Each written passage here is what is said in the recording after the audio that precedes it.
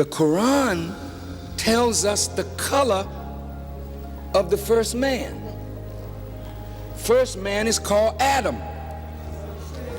In the Quran it says Allah created him from black mud and fashioned him into shape. Stop. Since my body is from the earth, if he created the first man from black mud, step up anthropologist, step up historian, step up biologist, step up geneticist, talk to me. If the first man were white, the yellow man couldn't even get here. Because two white people cannot produce anything other than what they are. Talk to me. Louis Farrakhan examines an important question. What does the Quran say about the birth of the first human, Adam? According to the Quran, Adam was made out of black muck. This remarkable statement has substantial implications for understanding humanity's beginnings and the causes of black oppression. For decades, black people have endured institutionalized racism, marginalization, and disappearance. Minister Farrakhan believes that learning our genuine roots can help remove the myths and lies that have perpetuated black oppression. As we begin this thought-provoking conversation, Louis Farrakhan encourages scholars and all of us to examine how false narratives about human beginnings have contributed to the dehumanization and subjugation of black people. Join us for this important discussion. The Quran tells us the color of the first man. First man is called Adam. In the Quran it says Allah created him from black mud and fashioned him into shape. Stop.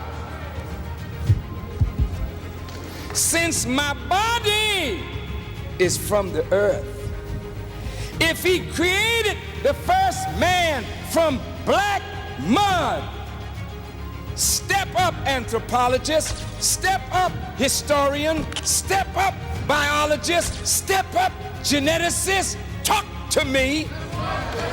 If the first man were white, the yellow man couldn't even get here.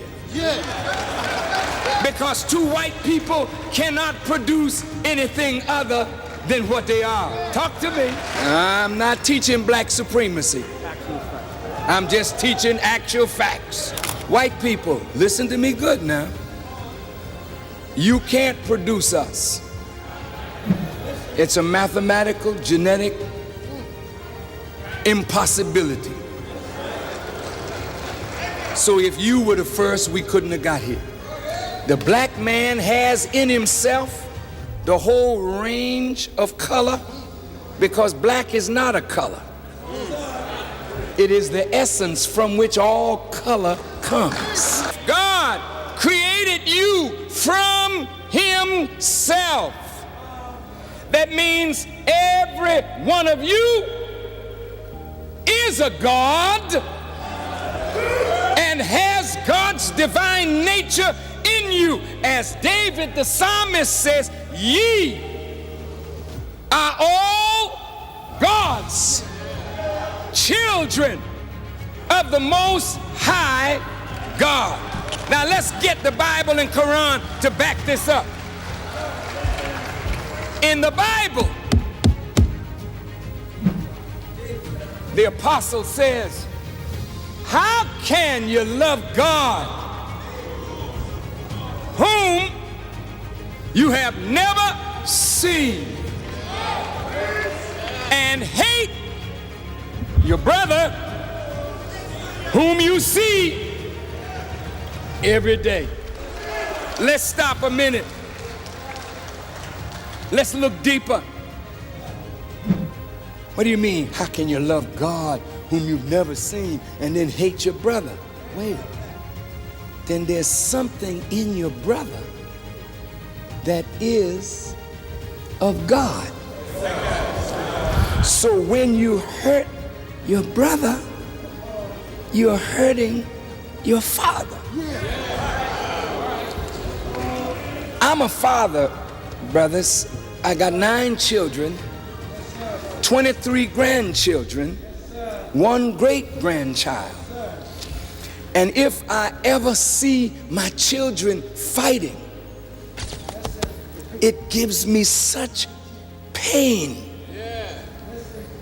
If you are God, not big God, but a little God, made, as the Bible says, in the image and the likeness of God, then Elijah Muhammad said, every time I see a black man, I'm looking at God. So when I look at you, I don't have to wait to see the Father.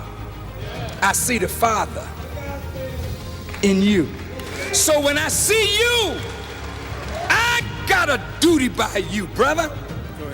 When I meet you, you say, oh, Farrakhan, I'm real happy to meet you, man. And I always say, it's my honor, brother, to meet you. And you look at me and say, what is this?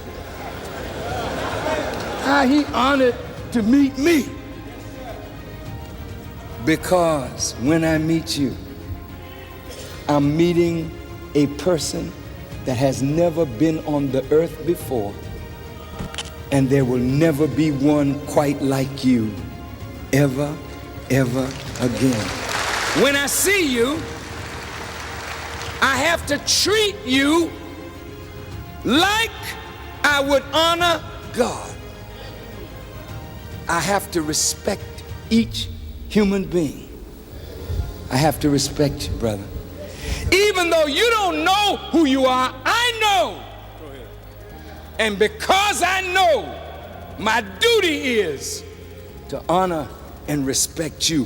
According to Louis Farrakhan, the Quran explains how the first man, Adam, was created from black dirt. He observed that if the first man was white, it would be genetically impossible for other races to evolve. Farrakhan pointed out that he is not teaching black supremacy, but rather pointing out genuine facts. He pointed out that 2 white individuals cannot have offspring of a different color, hence other races could not emerge if the first guy was white. Farrakhan further noted that the concept of blackness embraces the entire spectrum of human shades, as black is not a color in and of itself, but rather the substance from which all colors emerge. He made use of biblical and Quranic texts to back up his claim that every human being possesses a divine nature. Farrakhan emphasized that the Bible depicts humans as being created in the image and likeness of God, meaning that everyone carries a spark of the divine within them. Farrakhan expressed his perspective as a father and human being, emphasizing the need to treat everyone with dignity and respect as if they were a manifestation of God. He observed that when he meets someone, he sees a distinct individual who has never existed before and will never exist again. Farrakhan pointed out that this awareness demanded that he treat everyone with decency and respect. When you got a gun in your pocket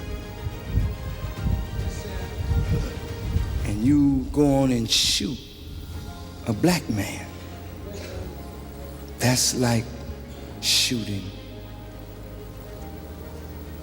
a bit of God. When you watch the life ooze out of your brother, every time you squeeze the trigger, life is oozing out of you, because love can't find a place in you for your brother if you're constantly raping, robbing, destroying your brother. This is your family. We are not just family from the same mother, but we are family from the same God. So you are truly my brother, and I am truly yours. So I make a pact. I will give my life for you. Because my life is not more important than yours. You are greater, I am lesser. So I must become your servant. And you must see your people like that. When your brother is down, that's you. Help pick him up. Don't let different colors make you different people. Don't say, well, he got on red, man. He ain't one of the Bloods. He got on blue, man. Yeah. He ain't one of the brothers. He didn't get a right sign. He ain't one of the brothers.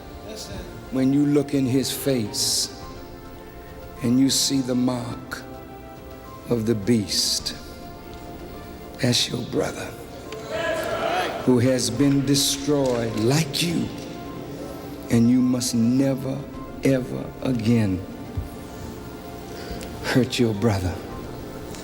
When you and your brother have an argument, develop the intelligence to reason with each other and not reach in your pocket.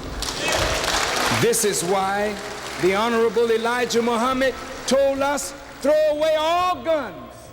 When we became Muslims, we put all the guns away, threw them away, because Elijah Muhammad knew that when we got in an argument, we would reach for our gun rather than reach for our ability to reason.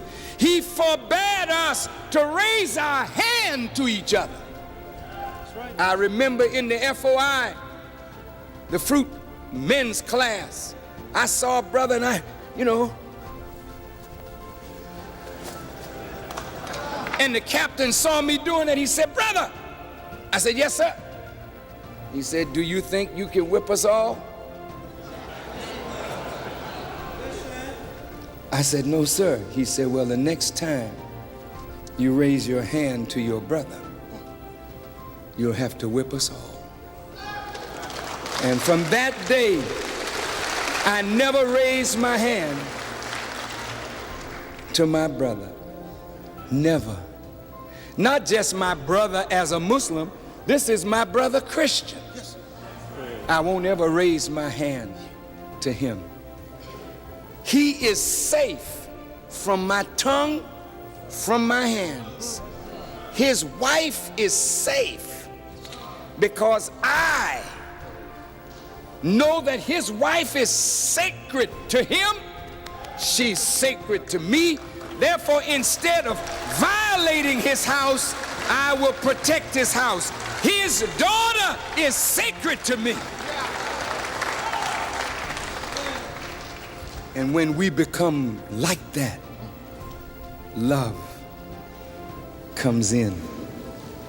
When I won't do you wrong, you won't do me wrong, you fall in love with me, I fall in love with you. Then love is greater than the law, because love is the highest expression of law. When I say I love you, and you could drop your wallet with money all in it.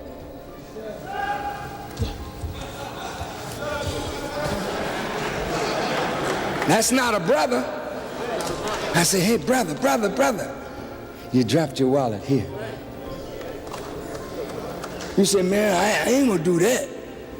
If that fool dropped that wallet, and I see it, I got it. But we are taught that if your brother has a bowl of soup and you have none, half your bowl belongs to your brother. So if I got money, you don't have to steal. If you got need and I got, here, brother, but I don't want you to lay on me. Right. But I'll help you out as my brother. Louis Farrakhan emphasized the value of treating one's brother with decency and respect. He stated that harming or killing another black guy is comparable to harming or killing a portion of God himself. Farrakhan emphasized that black people are not only family from the same mother, but also the same God, which makes them true brothers. Farrakhan challenged his audience to make a promise to devote their lives to one another, acknowledging that their lives are no more valuable than their brothers. He pointed out the importance of becoming servants to one another and seeing each other from a different perspective. Farrakhan warned against letting various colors or gang affiliations divide people, instead, encouraging his audience to develop the intelligence to reason with each other and resolve conflicts easily. Farrakhan recalled the Honorable Elijah Muhammad's teachings, which advised his followers to abandon their firearms and resolve disagreements via reason and conversation. He told a personal story about being disciplined by a commander in the Fruit of Islam for raising his hand to another brother, and how the experience taught him the value of respecting and safeguarding his brothers. Farrakhan emphasized that this attitude of brotherhood and respect should go beyond the Muslim community to include Christians and others. He stated that when someone loves and respects their brother, they will not harm or violate them, and that this love and respect is the highest form of law. Farrakhan encouraged his audience to create a sense of love and respect for one another, as well as to recognize that it is their responsibility to support their brother when he is in need. Farrakhan emphasized the need to protect and respect one another's families. He stated that respecting one's brother's wife and children demonstrates respect for the brother himself. Farrakhan pointed out the importance of respect and protection in developing strong, healthy communities.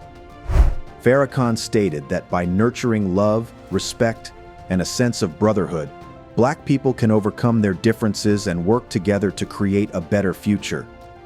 Farrakhan also emphasized the need to acknowledge the divine nature in oneself and others. He stated that when one recognizes God in his brother, one will treat them with the highest respect and dignity.